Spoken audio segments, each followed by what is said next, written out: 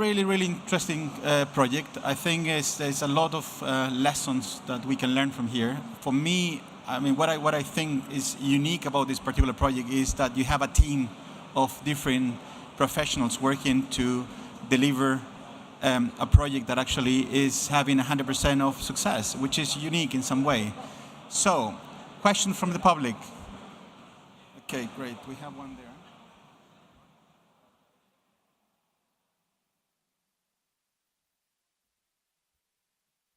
Yes, I'm Gerald Linder. I'm from Amsterdam. I'm a designer.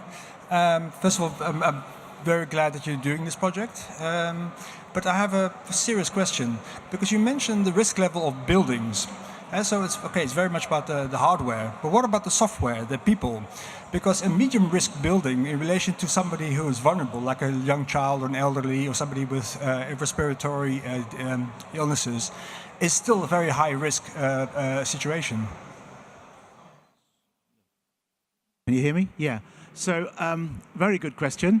The risk assessment we did was not really of the buildings, it was of the buildings with the people in them. And one of the things we found in the risk assessment process was the variable that, or the data item that the risk was most associated with was the level of occupancy. Houses with high levels of occupancy were much more likely to have condensation, damp and mould. Houses with very low levels of occupancy, less so. And it's kind of sensible if you think about it. There's more people, they're breathing more, they're washing more clothes, they're cooking more, so you'd expect that to happen. But one of the lessons it taught us was this point about capacity.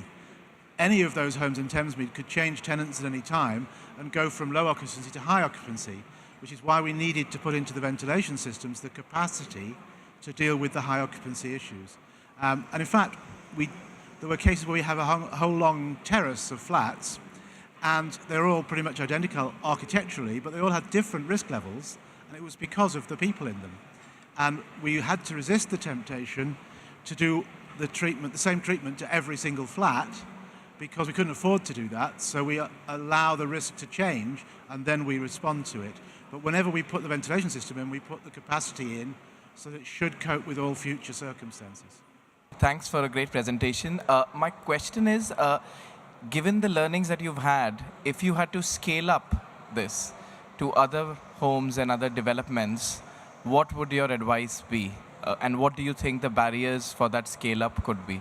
I could answer part of that, I suppose. One of the barriers is, and it wasn't really talked about too much here, one of the keys to success of the CDM strategy was the robustness of the specification and tender and contracting process arrived at by Peter and Peabody that enabled the kind of structures and systems to go into that project that would normally be diluted as part of a normal tendering and contracting process. And that's always one of the challenges with scale, is people looking for, you know, that awful term value engineering starts to come into play, because there is a cost to this kind of stuff. It is expensive to centralise a ventilation system in social housing. Sometimes it takes time and it's intrusive and costs money. Similarly, there are always cheaper thermostats out there and other ways of doing things. And the advice has been absolutely critical. You know, time and time again we hear of people not using the buildings in the way that they should do, or understanding the technologies that have been put into those buildings. And the work that Nadira and her team have done have been absolutely critical in delivering the success of the project. All of these things take time and money and willpower. And for me, the success of scaling this kind of thing up is to have the bravery at a large scale to understand there's a cost in time and money in doing this kind of thing. I think that, and Simon's absolutely right, but I think that for me, I'm now applying some of the lessons from Thamesmead in other places, and for me there's a series of very discrete lessons, and you can construct a different kind of program for different housing in some other place, provided you learn the lessons. And you know, number one is the occupancy level is critical. Number two is you can't fix mould with intermittent ventilation, it has to be continuous. Number 3 is you must put capacity in, and then you use the demand control to make it more efficient. And you can go on like that. We wrote a ventilation spec that required 150% of the minimum ventilation rate that the building regs would ask for in approved document L. And most of the people we went to in the ventilation industry said, we can't do that, we don't make products. I learned that organizations like Aereco can do that, and actually we need to move the industry into products that will cope with that kind of approach. So for me, it's a series of discrete lessons. Behind all of it, we had this fantastic facility in Switchee, because we were not only helping us to target dwellings that looked as though they had a problem for intervention, also helping us to discover whether the intervention had worked, and in the middle, giving Nadira a briefing tool before she goes in to give her advice. The final kind of lesson is, if you don't do the advice, none of it works. You absolutely have to do the advice. So for me, on the new project I'm working on in this area, the first thing I'm looking for is Switchee, because I suddenly get a rich stream of data about what's going on before and after the work's done. I'm Susan Gray. Sorry if I came late, but I hope you don't mind anyone if I ask this. I've been in different buildings, like, for example, a hospital or different libraries or a doctor's surgery, and very often the windows don't open.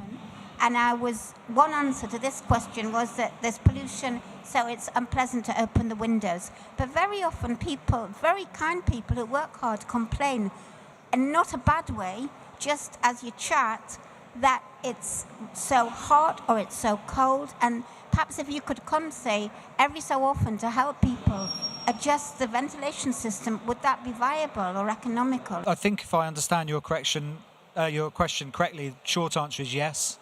Yeah, I think good ventilation advice is always key, and there's nearly always a solution. It's just whether it's practical in that particular built environment or not. One of the things we always teach people is, one of the first things you think about are what are the outside conditions like, because this kind of ventilation system works reasonably well if the outside air is clean.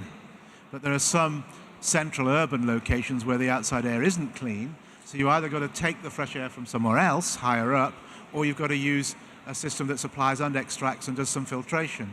So it's very much about designing the system to go with the circumstances. I, for one, am always a great believer in letting people open the windows as well. And one of the points about Thamesmead is that the system does not worry if people open the windows. It will respond appropriately, and so they can open the windows and close them as they wish. If they leave them closed all the time, it'll still deliver a habitable environment.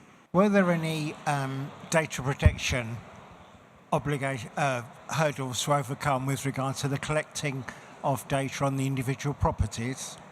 Before we install a Switchee in any property, resident is informed about what information we're collecting, what it's being used for, and each resident actually signs a privacy agreement with Switchee on the data sharing element of it. As a business, also, it's very important to us that residents are actually informed about what they are sharing. We're a business with a social mission, and so that's an important part of what we do as a business. And we believe that data, if it's used in the right way and the information's put in the right hands, that it can really improve the lives of those residents that the Switchee is installed with. So we're about using data for good and making sure that we're both legally compliant, but also the residents actually understand what the data is being used for. Good. We did get some refusals, but not very many. I was present when one lady said, "I'm not going to do this because if my ex gets hold of that data, he'll be in here when I'm not there." She knew that Switchee monitors occupancy, you see. One of the things we learned was that within Peabody, it was necessary to control who had access to the data. Just everybody in a big organization can't log on and see the data. Certain technical officers, certain consultants, you have to restrict it in order to be sure that you're complying with the data privacy rules. It's obviously very impressive what you're achieving. Reducing fuel costs is good. I just wondered if you got any outcomes on carbon reduction as well, because obviously you can't afford to insulate, which seems like an old-fashioned way of getting rid of condensation. Just to say, wondering what the carbon outcomes are, if you've got any? Didn't really concentrate on the carbon reduction. We assume there is some because we're reducing energy use, but our primary focus from the start was sort the mould out and deal with fuel poverty. So that's what we focused on. And Nadira and I have been doing evaluation work on the project, and actually we haven't even calculated the carbon, I don't think. We've only done fuel costs and fuel use. And I mean, the kind of good stuff is the mould has not returned in any single property and no ventilation system been switched off. Whether we've saved any carbon, I don't really know, because we've been putting ventilation systems into dwellings that were not ventilated before. So it's probably a bit on a balance. We probably should do that, actually. Let's add that to our work. But in a sense, in a building where you can't properly insulate, then one of your only options is to try and reduce the time that the heating system is on for, and so Switchee's contributed to that. Yeah. I've just got a question in terms of the ventilation system. What's the typical running costs of one of these devices? So the centralized fans that are going into those properties, the smaller fans will run somewhere between 7 and 11 watts of power consumption. The bigger fans somewhere between 9 and 23 watts, 24 watts. So negligible. You know, on the smaller fans, I think it's about 15 pence a year or something running cost, and the bigger fans maybe a pound a year or something, but not much. What's more interesting is perhaps the additional cost from ventilation heat loss. As Peter mentioned it, one of the challenges is nothing beats energy savings like no ventilation at all. So when you're going into properties that just aren't being ventilated, when you start introducing air change, there is an energy impact for that. And that's quite hard to calculate because we're doing many things at the same time. We're introducing ventilation, we're improving the control of heating and changing advice. So there's a lot going on. But for sure, where you have properties that have significant issues with condensation, damp and mould, almost certainly there's underventilation. So almost immediately you're going to have a negative energy impact by ventilating properly, regardless of how you do it. Thank you. Any other one? I have one for Nadira. Yeah. So you mentioned that actually you have done some moisture management advice to families that got the project. Do you know if those families have passed the advice to others that were not included in the project? I mean, it's just a question if you are aware of. Very good question. And I'm just thinking because, I mean, this is a combination of factors that have made this project a success. So I guess this management and teaching families how to use the system, how to be aware of the moisture production, how to heat their properties properly. So probably that advice is passed through to other families in some way. Yeah, I mean, we would hope and expect that a family that have had the works done, the parents would pass on the information onto their children, for example, and that becomes hopefully a long-term behaviour change for the rest of the generations of the family. They could also talk to their neighbours if they found that something works well in their home. So then that could be a way of passing on to the community. So we hope that, the information that we pass on doesn't stay with those individuals. And also, if they move to a different home after that, after the project, they can still use that information wherever they go. So it's all about the long-term behaviour change. Of course. Okay, great. Thank you. Any other question? No? Well, in that case, we're going to close this session. So please, thank you to our speakers. Great project. Thank you very much.